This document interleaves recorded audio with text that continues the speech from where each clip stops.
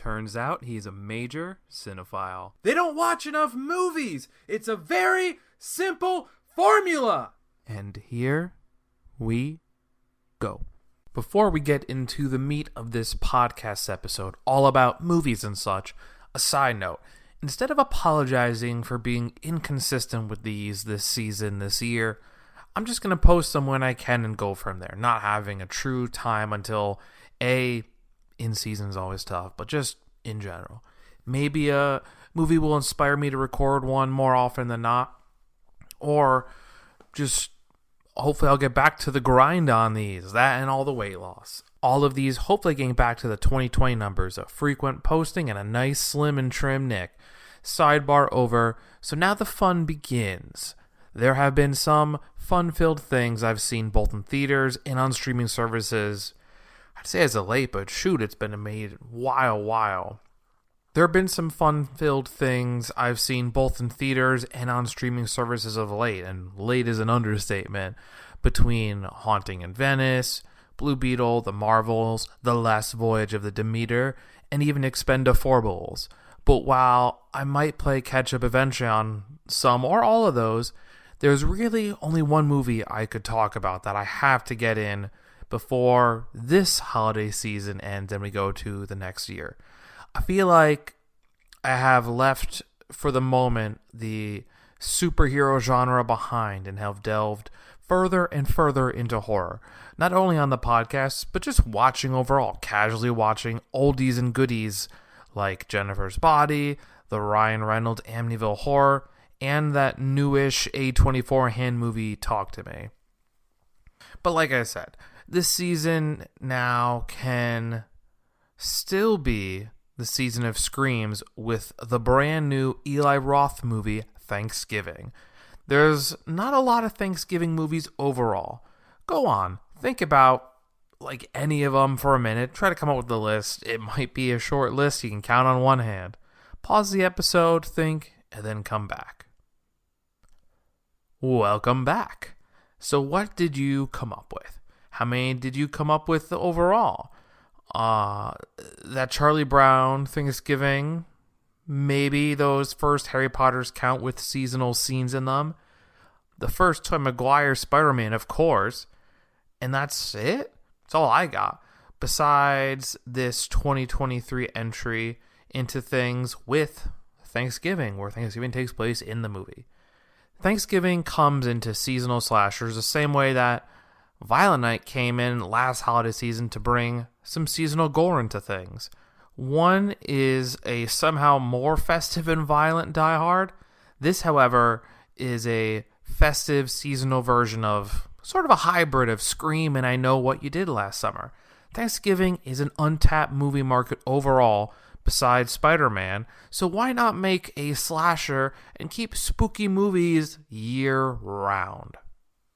So with all that in mind, it's hard to be the first to do anything. But when Thanksgiving comes and passes, we're into winter holidays now, but give it a year's time and we'll be right back to Thanksgiving.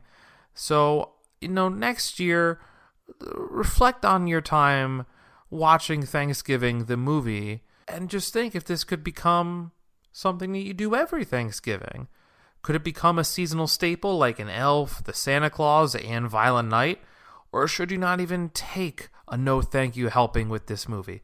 I've had to teach a lot of people about that phrase in Wisconsin, but at the last gala I went to, one other person knew about it, so the no thank you helping. Let's bring that phrase back into commonplace. For everyone who doesn't know, it's you're at a potluck, you're at a big event. There's a lot of things you maybe want to be polite and take a little bit of everything. Just in your head, ask for no thank you helping, but just get a small helping. Now you know about the no thank you helping, pass it along. Either way, to the movie at hand, after this episode, there will be no leftovers. We will together leave no crumbs and eat this episode. So, with the actor segment of these episodes, normally we do a who's who of these movies.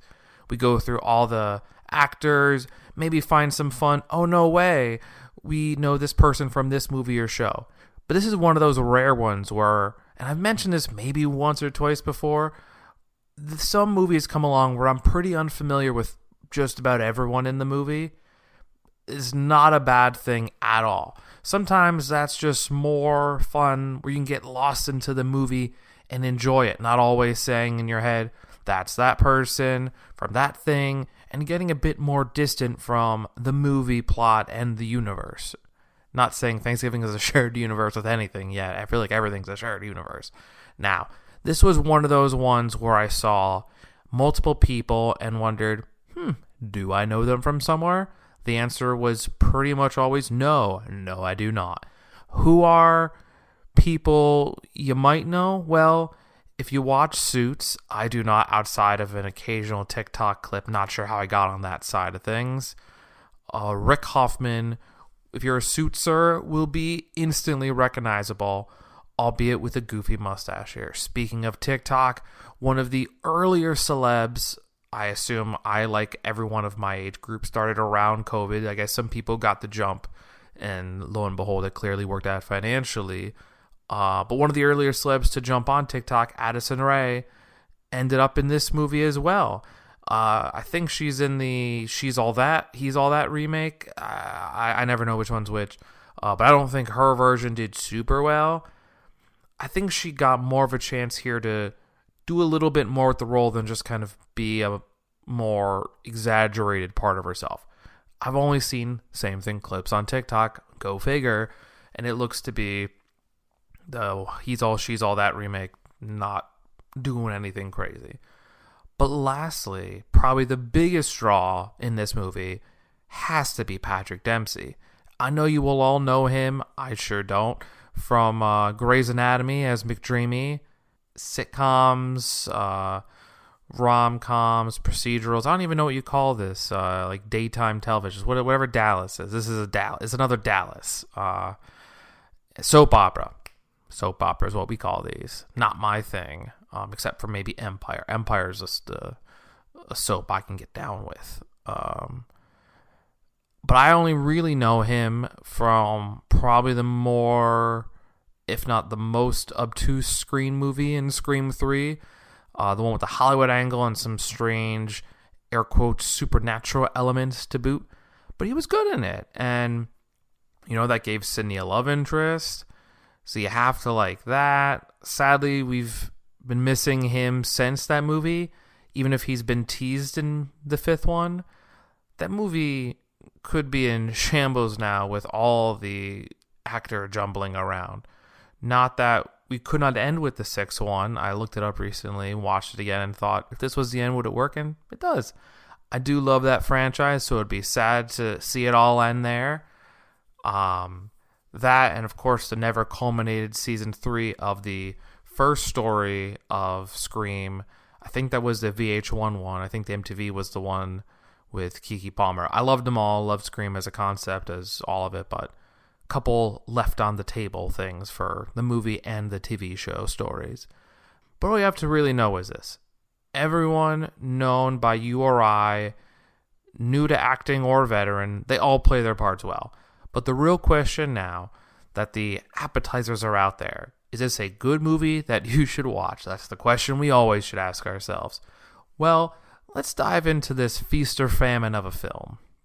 So, before I get going, a fun tidbit. This movie, contrary to what anyone would have thought before, unless they really know a very obtuse film from the mid-2000s,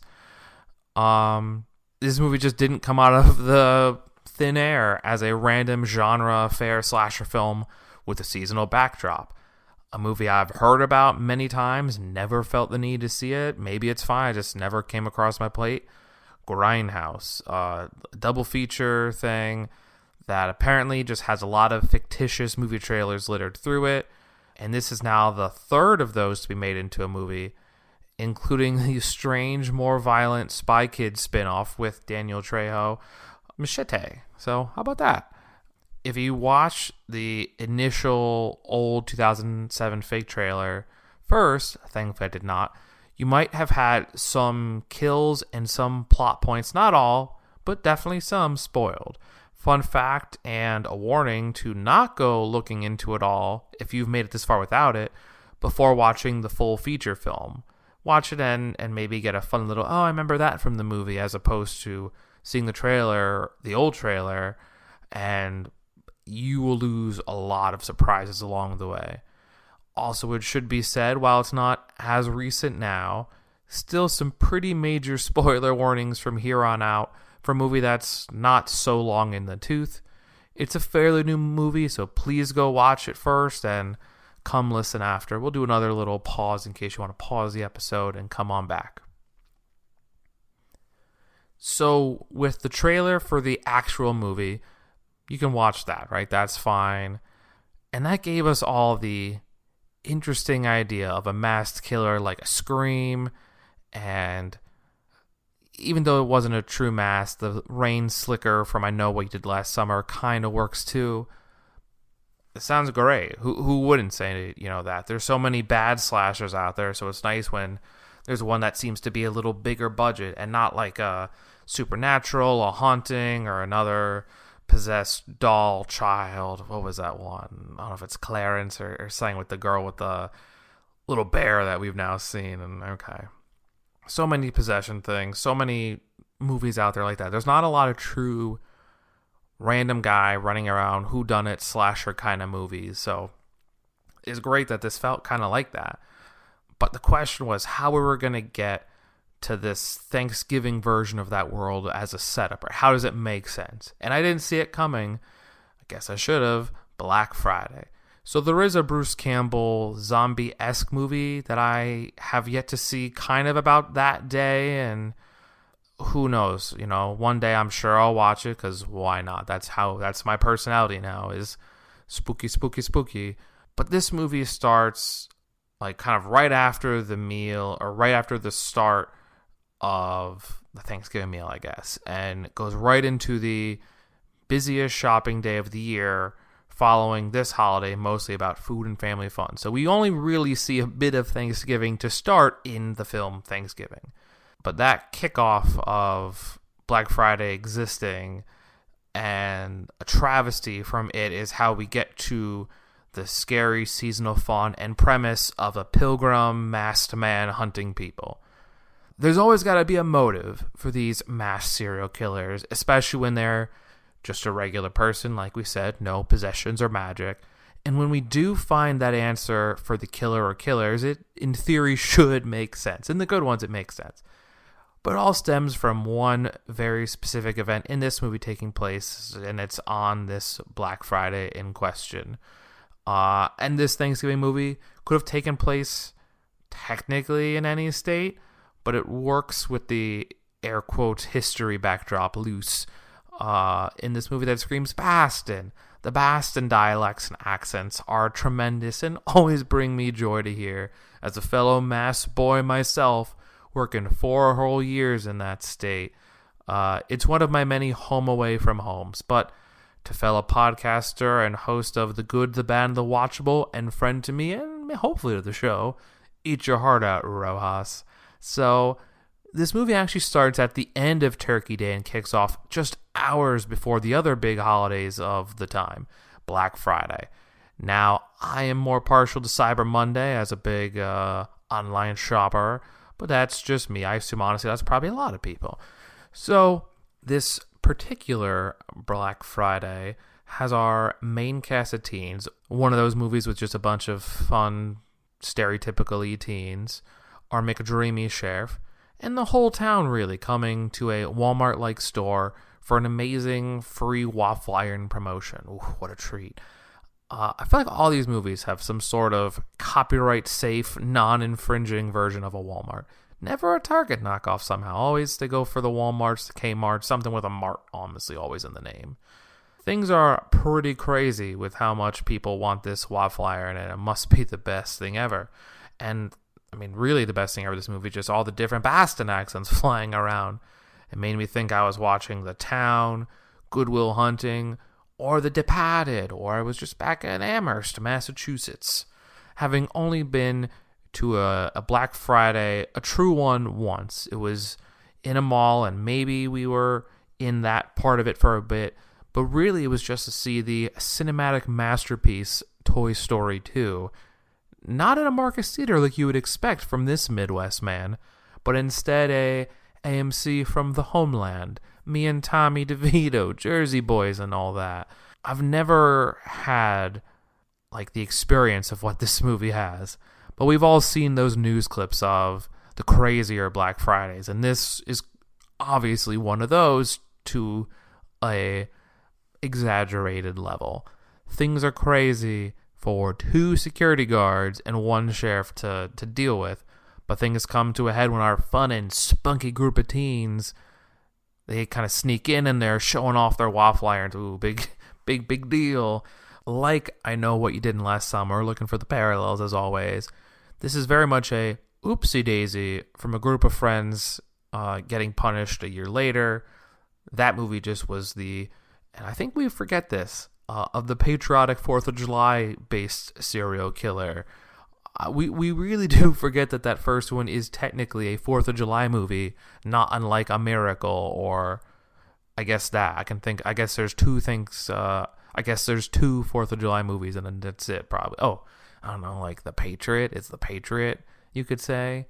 I guess any like America War one, especially like from the Revolution, could be considered a 4th of July movie. So, there's options, I guess, but that's definitely one of them.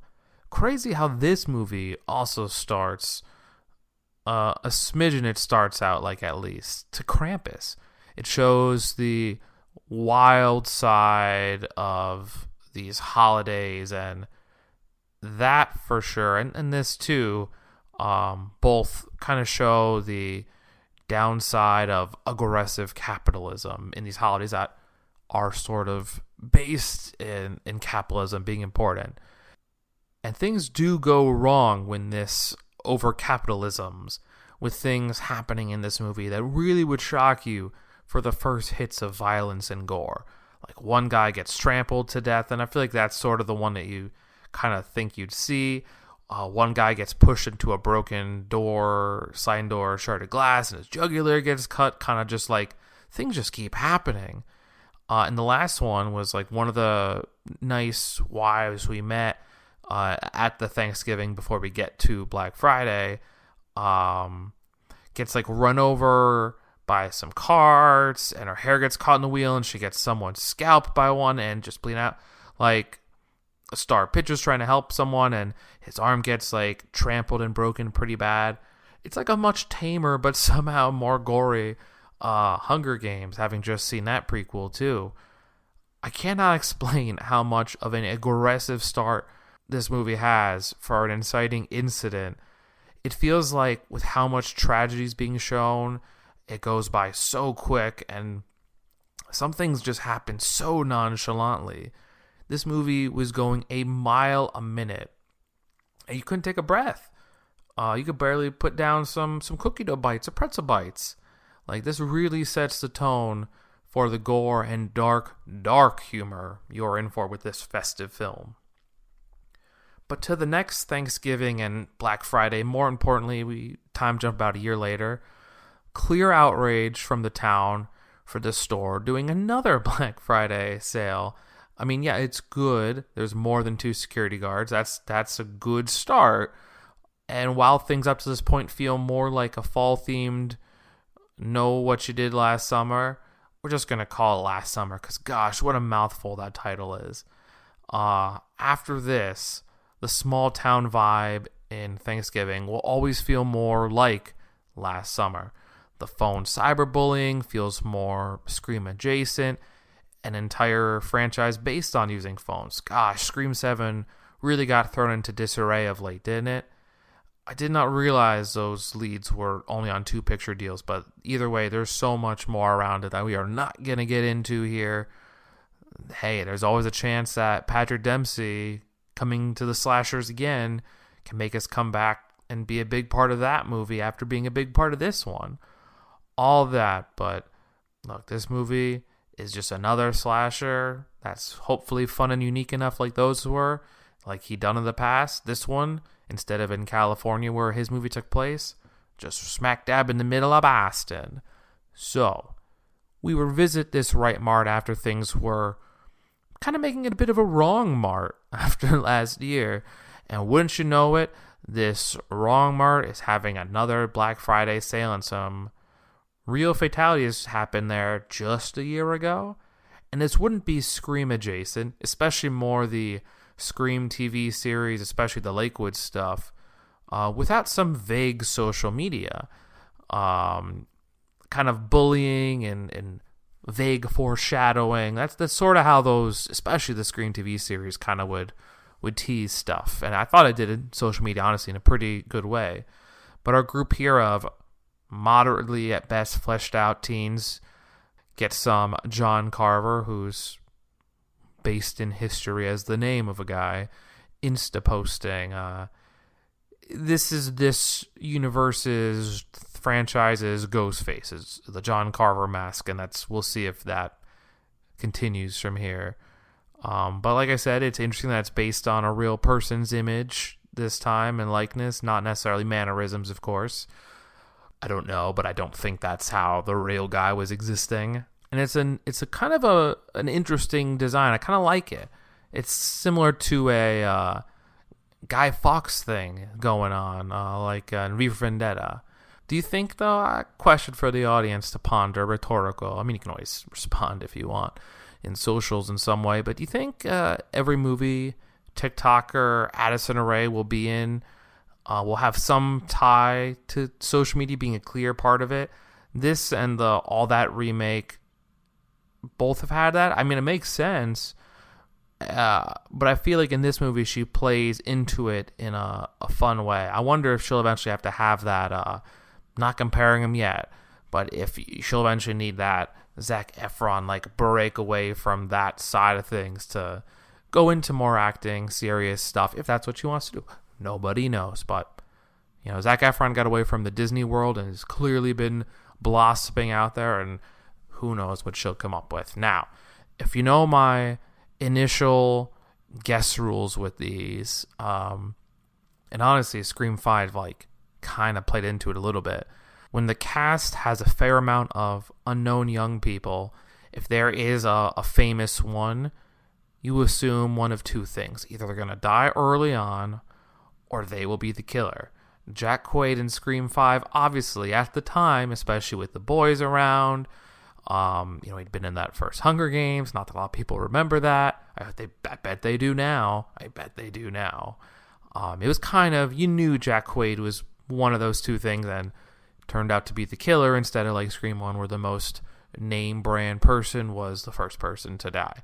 If there's one thing this movie does, amazingly, it's they really, really lay into the Thanksgiving details for everything, but especially the kills. The social media post from the John Carver account invites them to a Thanksgiving dinner from hell, probably.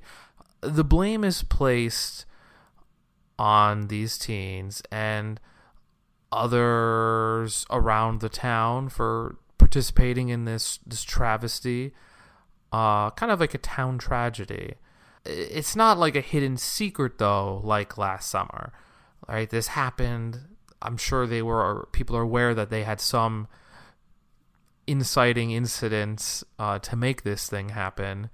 But like that movie, after this tough moment, this big event that happened, and try to remember how last summer goes, right? Compare the parallels.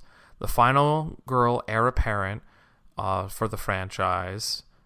In this movie, she lost her boyfriend in specific. Instead of being a fisherman, he's a pitcher who, had the arm broken. And a year later, he returns.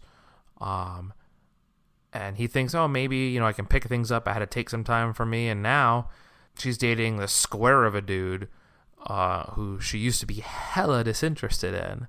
This love interest could have been more Scream, with suspect number one being either of these guys. And the movie plays into that a little bit. But with Last Summer, heartthrob for the ages, Freddie Prinze Jr. and Star Wars superstar was not once but twice assumed to be the killer for coming back and working some less than glamorous family job. I feel bad that these characters and actors are mostly unknown to me outside of Ray and Dempsey, and Not so much that I feel bad for them. I just don't really know them by name. So it's like you kind of just think of what they look like. But I'll try to introduce them by name and continue from character and hope to keep the cycle of keeping track of everything as I bring them up run through what happens here. But the names I definitely do not need to know are all the non-teen friend group folks who start getting whacked in vaguely Thanksgiving ways, some more obvious than others. But in short, anyone who is like super aggressive during the Thanksgiving tragedy starts getting killed off one by one. You know, sticking people to frozen surfaces and like skin being ripped off. Like you can tell this was visceral from the beginning, but these become like the real killer moments where it all happens being caused by a killer, not just a chain of strange waffle iron related events. The first one was like a flash by and not so Thanksgiving, and honestly I remember watching being like, how did that person die? Like somehow they were cut in half with a car and a dumpster lid, and I don't think that movie's on a streaming service yet, so I at some point will need to rewatch it to just think what the heck happened there. But for the randoms, some are more Thanksgiving, like using an electric turkey carver.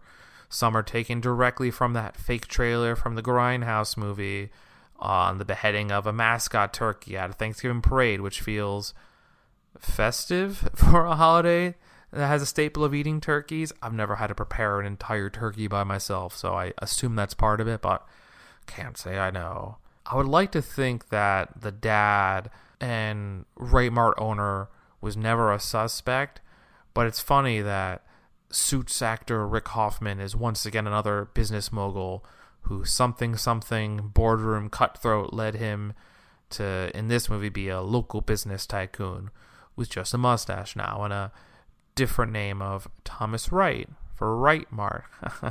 Knee slapper. That's my Foley attempt at a knee slapper. I don't know if it was good, but that's the best I got right now. But besides killing off the more random, somehow both Addison Rae and Tommaso Sanelli cast as Evan perfectly cast as the hothead jock type. Like I saw him and I swore I saw him in like a Stranger Things or somehow with Time Travel Freaks and Geeks. But like the reveal of the killer, who we go on the assumption that there's just one regardless of the background, it feels like regardless of what that character's skill set was, it's shocking that they can kidnap two people at the same time. And I'll give some theories I have right after watching at the end, especially with an upcoming sequel. And it takes ages to get to a death of like the friend group. Something that people were annoyed with in Scream 5, probably more importantly, Scream 6. We do get like a few main character group deaths, I guess, but I get it. This isn't Friday the 13th or one of those middle Halloweens where they were cleaning the slate every movie and no one was ever really coming back. But just weird to think that, like, how some of these movies have gone about keeping the cast alive for movie. And it's good, as we've said, to have like a person, but you don't need to keep everybody. I do love vague Eastern European dad's reaction to this event happening in the world. And it's kind of, I guess, implied that he's some sort of criminal type. And like he sees there's a killer out and he's like, hey, me and my daughter, we're getting the fuck out of there. Or at least that's the plan for Jenna Warren's Julia and her dad. So besides the immediate fun of potential mob boss dad, whose like house is always under construction, has all the wrapping paper up on the walls, kind of like a Dexter thing. Like, I think there's a debate about if her dad and the cop guarding them are dead, or it looked like a tranq gun dart, and I'm going to go into the assumption that it is. But I like that the thought of the killer pilgrim is just targeting people who really had things to do with the Black Friday incident. Means like there's some sort of rules, morality code, once again, like a Dexter. Although I think he was punishing some people maybe a little more on the nose criminals than maybe this movie's killers. This one seems a little even more unhinged somehow. And maybe it was obvious, but the tease of how Yulia gets got is something. I feel like she's wearing earmuffs for a lot of the movie. That can't be a coincidence to tease the eventual fate of her ears being a part of the demise of getting like corn on the cob holders, like skewering her ears. Now that's not like the killing blow, but you have to give the killer credit for going like way out of the way. In the story of the world, this killer is running around thinking of vague Thanksgiving ways to kill people using Thanksgiving props for the serial killing. So it's a very interesting, like, this movie's so strange tongue-in-cheek, and it's tough to imagine like the real world story of this and the person actively choosing Thanksgiving props to do the killings. Nell Verlague's Jennifer never really feels super like the main character in the movie, kind of almost just by circumstance, until there's like one part where she is literally the one person running away from the killer in the final act who discovers the killer's identity. But when her and Gabrielle Davenport's Scuba show up to try and save their friend with a gun they bought from probably the most fun character in the movie, instead Yuli ends up buzzsawed and getting serum disemboweled, which does not feel as Thanksgiving as the killer's MO would tend to be. But this movie really pulls no punches with the gore, and only gets grosser from this to probably be expected of Eli Roth movies. That's sort of the notion that director holds and what you expect to come.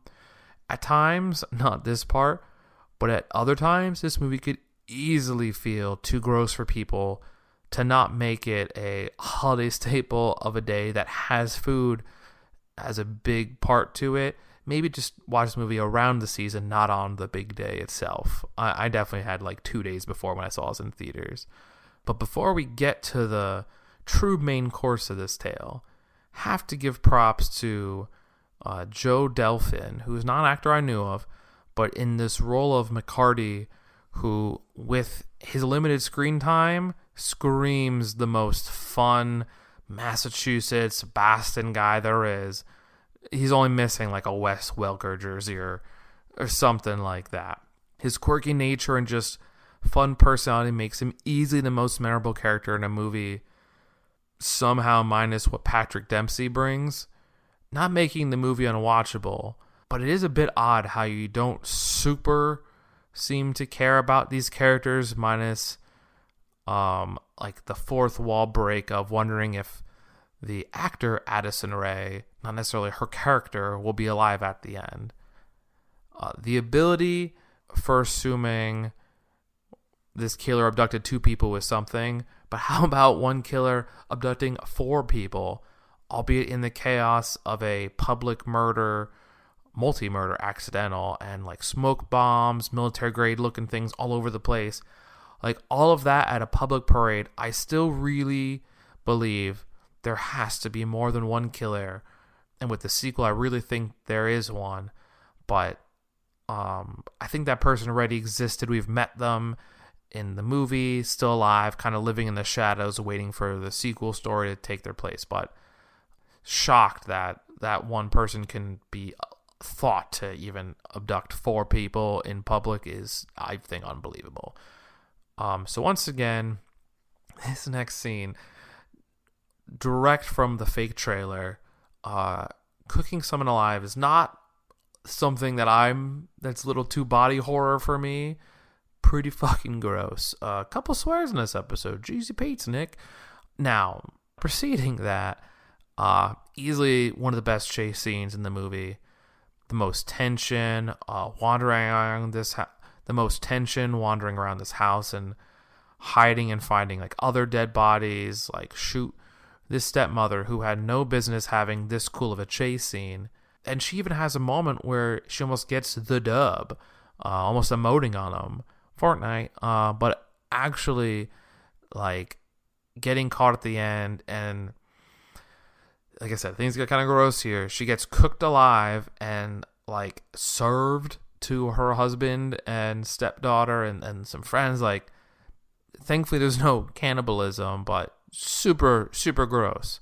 This scene alone, and I get it, it was definitely fucking weird to watch, could get people to not want to watch the movie at all. In the same way that I don't really want to watch Harry Potter or other movies with spiders as big as houses.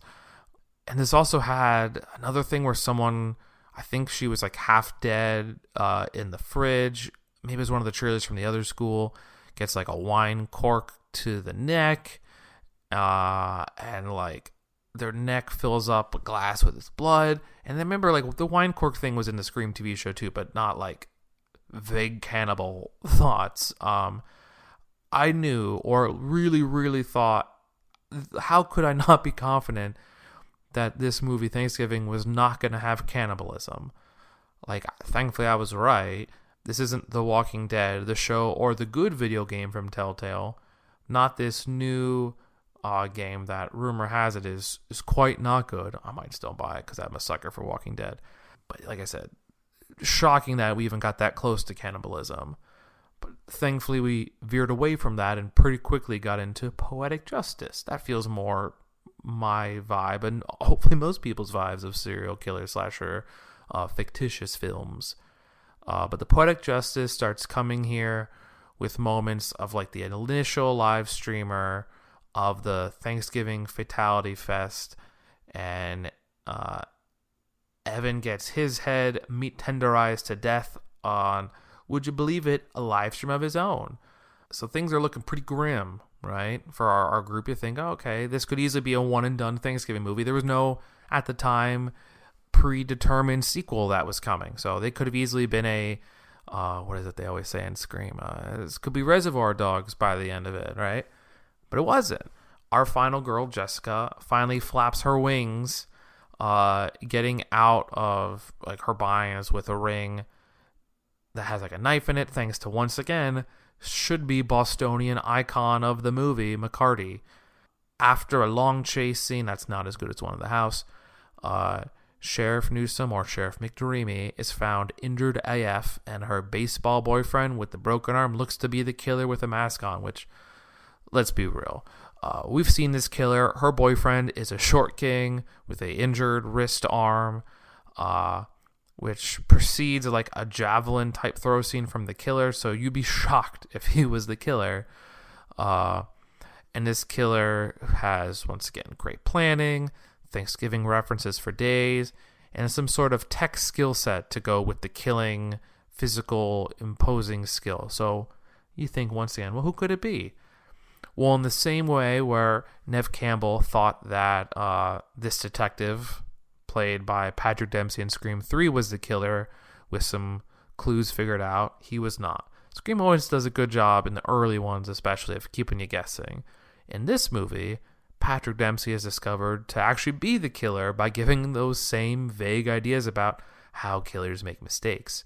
And he made one with the nature that he was chasing around our final girl, Jessica, through. And she looks at his pants, sees the bramble or whatever, and he makes the own mistake, and he played himself, right? It is great when this kill is revealed, and thinking back that Jessica gave the killer all this footage to find out who else was responsible for killing the love of his life, married to someone else at the time, and their unborn kid together. Like, so many good details from the always fun second watch of a slasher to see where the subtle teases are that don't give anything away, obviously, if it's a good movie, but that you could see where things make sense. Like, besides the obvious ones, some of these people might not have been targeted by Sheriff McDreamy if that private security tape was not handed over to the killer by Jessica, who was like the only person who would have had access and given it to him. And after this final battle with the killer, like, it's on. It's going down after she outs the killer on a different live stream, a tertiary live stream. Live streaming is a big part of this movie. And at this point, it's an all hands on deck to kill some guys and gals. There's no way to feign innocence anymore once you're all live streamed up. And the lovely tease, as all good slashers do, of our now in true Final Girl mode, Jessica, she has talked about, oh, this Arab musket I used to have to do for Thanksgiving floats and everything. And now she has to like load it up and use it. They're being chased. The whole truck scene. It's crazy fun. And she shoots a inflating balloon to set off a huge explosion, seemingly killing Dempsey. Although it's highly teased as he's not really dead. The case is I super expect him to be back in the sequel. There's a not rumor, I guess. There's a scene where it's hinting heavily that maybe he snuck out in a firefighter's outfit, covering up any burns or damage. I mean, that would be pretty quick, and it did look like he got blown up, but you never know. This isn't like a Michael Myers, Jason movie. There's no supernatural stuff in this movie as of now, I guess. Could always go, I'll always know what you did last summer, and just add some crazy supernatural stuff in that terrible direct-to DVD film. We'll see. The firefighters went to check the crime scene. Some came out. We could easily get a flashback to how he got out. But I do once again have a theory of a second killer here. No shot. It's Addison Rae. And I would be shocked if it was Jessica's baseball boy. And there's a few characters they still could be, but I really think the guy she ends up with, not the baseball boy who disappears from the plot so long, it's the other guy, Ryan, who we meet him. They have little lovers triangle tiff, and we never really see him again. And he's played by Milo Manheim. He's my prediction for Thanksgiving 2 to be the other original killer. He has some tech skills. He's kind of nerdy. There's motivations that they kind of barely explain away when brought up in the first movie. So I feel like there's no shot he's not the killer. That's my take on the current movie, and a little tease to the future. A future that I think is bright, and honestly, the present is pretty bright too. But how bright is this star of a Thanksgiving horror genre blender that would put a turducken to shame? My Letterboxd rating, I'll go 3.5. I didn't go into it with like super high expectations. It's one of those movies that I just was pleasantly surprised about. I kind of thought, I should see this. I think there was a little more hype in my mind, but it was kind of the same mindset I had going to watch The Black Phone on a random day. But like I said, a little more investment going into this one, but both turned out really well. It was funnier than expected. I love the whole not supernatural thing at all. And like I said, I like these kind of slashers. I don't think they're as common in a somewhat well advertised stash of things. And while I probably had more seasonal fun with Violent Night, the winter holiday movie market is saturated overall with Hallmark popping out quantity over quality, the classics we all grew up with from Disney Elf and the older claymation sort of animation style ones. And even there's a lot of scary things like Krampus and the not very good Black Christmas. I don't know if I just saw the remake or if the original's that way, but the remake was not good. But this movie really stands alone for a holiday that lacks movies overall for the holiday of any genre. And this could easily become a seasonal rewatch on some streaming service that I would be happy to dive into for seconds, years after years to come in the fall to bridge spooky season abundance of Halloween movies into the winter and New Year. But just be aware, there are some parts of the movie that are kind of gross or very gross. If you can get past that, you're good. And there will be leftovers now with the announced sequel, so that amazing movie tagline, which is still great, lied. They lied to us. Ugh. Now, was Thanksgiving the movie, not the holiday, satisfying for you like it was for me? I guess you could tell me about the holiday, but that feels ages ago now. Let me know if you're thankful for this movie on social at either Knickknack Movies or knickknack_IC on Twitter. I'm still not calling it Dad X. I mean X, not Dad, of course. That'd be weird. Any hoodle, we're also on Instagram, TikTok, and of course, Letterboxd. So cheers, and have a lovely day with seasonal foods for whatever holiday you're celebrating as you're listening to this. Some football, I'm sure there's some football on with all the leagues now. And maybe a brand new spooky movie to break up any potential tension at any family dinner table. If you need more, like Thanksgiving traditional movies, you really only got one if you're listening to us around Turkey Day, and it's, of course, the original Spider-Man with Tobey Maguire. And Wonder Together, whenever I bring up Spider-Man, I'm going to think about this. Will this be the year that we get a physical release to see Tobey once more in the Spider-Man No Way Home's More Fun Stuff version? Man, oh, I want that. Come on, Marvel. Come on, Sony. It's crazy. Don't do a Justice League. They had a reason to be why they was so late with the Snyder version. But, like, you guys don't really have a reason. Release this, because I do not want to buy your movie without the More Fun Stuff version. Rant over, but it's all good. See you next time right here, maybe next year, wherever you listen to podcasts, you loyal listener, you. Are you not entertained? I think this is going to be the beginning of a beautiful friendship. I don't like goodbyes. Let's just call this see you later, alligator.